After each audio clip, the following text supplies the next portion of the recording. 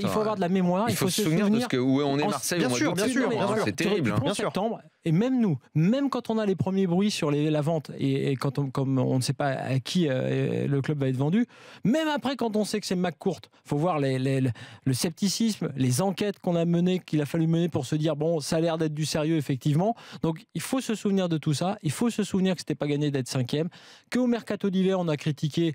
Je suis plus d'accord sur Evra que sur Payet pour le coup, mais en général, bon, il y a quand même eu des efforts de fait. Et là, je dis que ils ont les moyens d'investir.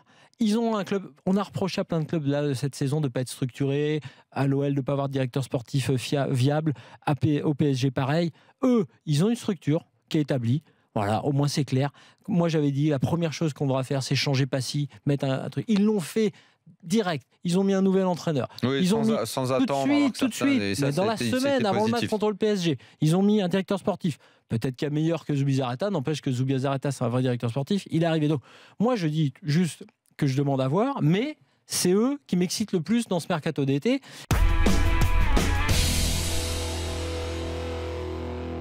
Pour l'instant, il y a que bout de bouse comme piste dans le recrutement. Ça fait quand même pas énorme. Non, alors, je caricature un peu. Si c'est vrai.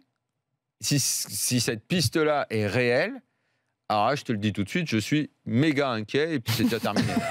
Là, je te le dis, là.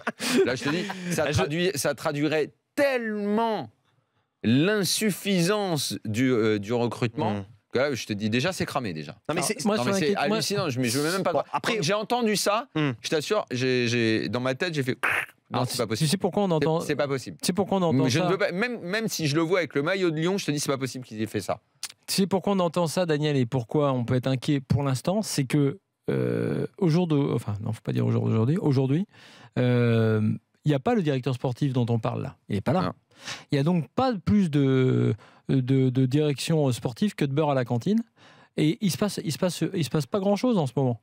Il se passe d'autant plus rien que le coach qui est confirmé pour l'instant, c'est Genesio, et c'est certainement pas lui qui va aller te ramener des joueurs, qui a déjà fait des demandes pour avoir un tel. C'est tout le problème, c'est toute la problématique lyonnaise.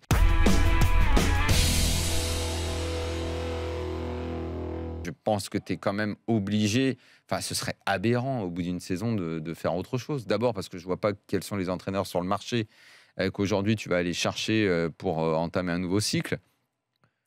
Je pense pas que ce soit la priorité. Tu lui laisses une deuxième année. Si c'est pas bon, bah, peut-être t'envisages autre chose.